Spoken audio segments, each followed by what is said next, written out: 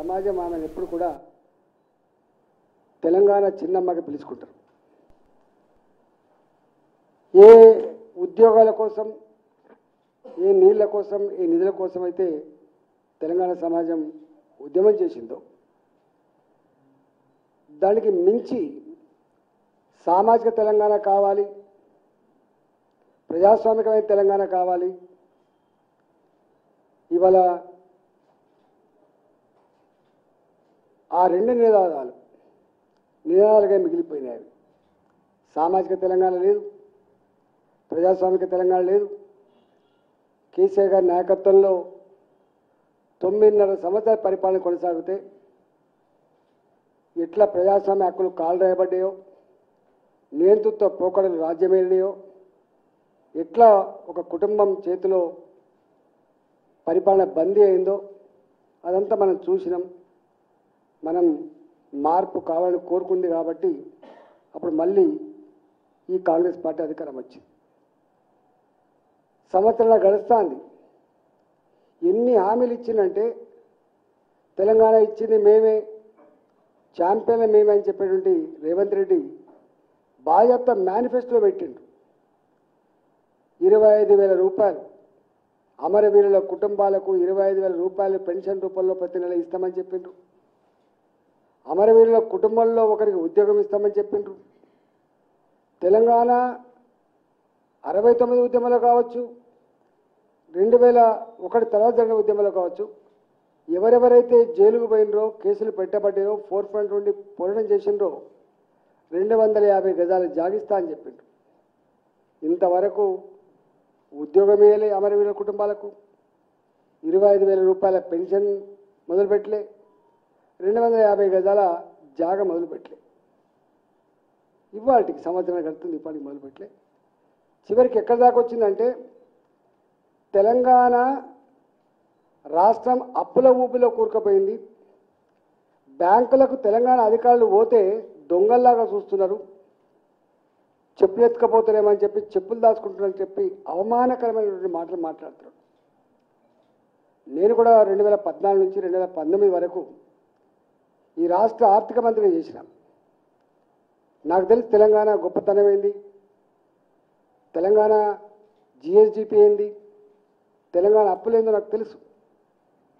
16%, 17%, 20% GDP growth ఉన్న రాష్ట్రం, per capital ఇన్కంలో number 1 ఉన్న రాష్ట్రం, ఇవాళ ప్యాడీ ఉత్పత్తిలో కూడా గొప్పగా ఎదుగుతున్న రాష్ట్రం,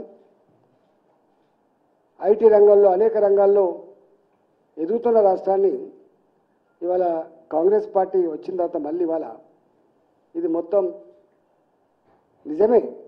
ఆయన కాళేశ్వరం కార్పొరేషన్ పెట్టచ్చు, డ్రింకింగ్ వాటర్ కోసం మిషన్ భగీరథ కార్పొరేషన్ పెట్టిండ్రు, అనేక రకాల కార్పొరేషన్ పెట్టి లోన్. కానీ ప్రాజెక్టులు కట్టడం తప్పు కాదు, ప్రాజెక్టులలో జరిగిన అవకతవకలు తప్పు కావచ్చు. ఇవాళ ఈ కాంగ్రెస్ పార్టీ వాళ్ళ పేరు చెప్పి ఇవాటికి మళ్ళీ కాళేశ్వరంలో జరిగిన నష్టాన్ని సరిచేసి పంట పొలాలు ఇచ్చే పరిస్థితి లేదు, ఉద్యోగాలు ఇచ్చే పరిస్థితి లేదు, పెన్షన్లు ఇచ్చే పరిస్థితి లేదు. చివరికి నేను ఆ పేపర్ చూసిన 61 సంవత్సరాలు ఉన్నటువంటి రిటైర్డ్ వయో పరిమితి ఇంకో సంవత్సరం పెంచుదామనేటువంటి స్థాయికి దిగజారిండ్రు. అంటే ఒక్క మాట చెప్పాలంటే యావత్ తెలంగాణ సమాజం బరిగీసి కొట్లాడి తెలంగాణ ఇంత గొప్పగా ఉండాలని చెప్పి కళ్ళగన్నరో భావించిండ్రో వాళ్ళ కళలన్నీ కూడా కళ్ళలుగా మార్చేసిన పార్టీలు ఇవి. ఇవాళ పక్క రాష్ట్రం మనకంటే జీడిపిలో తక్కువ ఉన్న రాష్ట్రం, ఆదాయంలో తక్కువ ఉన్న రాష్ట్రం. ఇలా ప్రధానమంత్రి నరేంద్ర మోడీ గారి కేంద్ర ప్రభుత్వ అండదండలతో ఎన్ని లక్షల కోట్ల రూపాయలు రకరకాల అభివృద్ధి పెట్టిన నేషనల్ హైవేస్ కావచ్చు, రైల్వేస్ కావచ్చు, విశ్వవిద్యాలయాలు కావచ్చు, వాళ్ళ క్యాపిటల్ సిటీలు కావచ్చు, అనేక రకాలు చూసుకుపోతూ ఉంటే ఇక్కడ మాత్రం వెలువెలబోతూ ఉంది. ఆనాడు కేసీఆర్ నాయకత్వంలో మాకెవరైనా సపోర్ట్ చేసేది, మేమే గొప్పల్లో, మాదే రిచెస్ట్ స్టేట్, మేము చేసుకోలేమని చెప్పి ప్రగల్భాలు పలికి ఇవాళ ఇట్లా అప్పులపాలు చేసింది మనం చూస్తూ ఉన్నాము. ఇవాళ ఢిల్లీకి పోతాడు, పెద్దన్న అంటాడు, ఢిల్లీకి పోతాడు, మీ సహకారం కావాలంటాడు, గల్లీకి వస్తాడు, విమర్శిస్తాడు. అంటే రెండు నాలుకలు అబద్ధాల కోరు తప్ప, ఫక్తు రాజకీయాలు తప్ప తెలంగాణ రాష్ట్రాన్ని బాగు చేసుకోవడం సోయి మాత్రం వీళ్ళకి లేదు. ఇవాళ తెలంగాణ ప్రజలలో ఒక గొప్ప చర్చ జరుగుతూ ఉంది. 10 ఏళ్ళు వాళ్ళని చూసినాం, ఇక లాభం లేదు.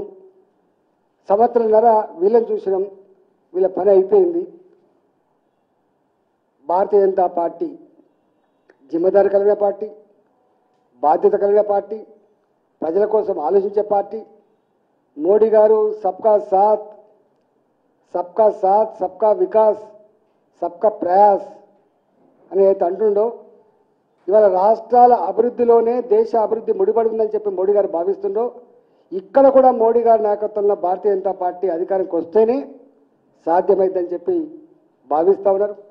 ఇవాళ మేము ఇవాళ మా తిలావత్ గారి, అదేవిధంగా మా రాథోడ్ గారి నాయకత్వంలో ఈరోజు మేము ప్రజల సమస్యలు మా పార్టీ ఆఫీసులో ఒక సెల్ ఓపెన్ చేసినాం.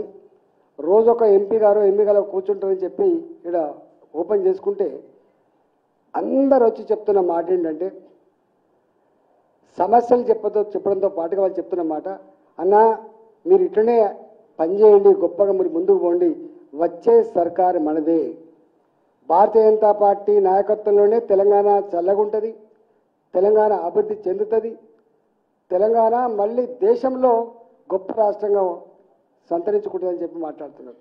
ఇలా వందల మంది ఎవరు మాట్లాడినా అదే మాట్లాడుతున్నారు.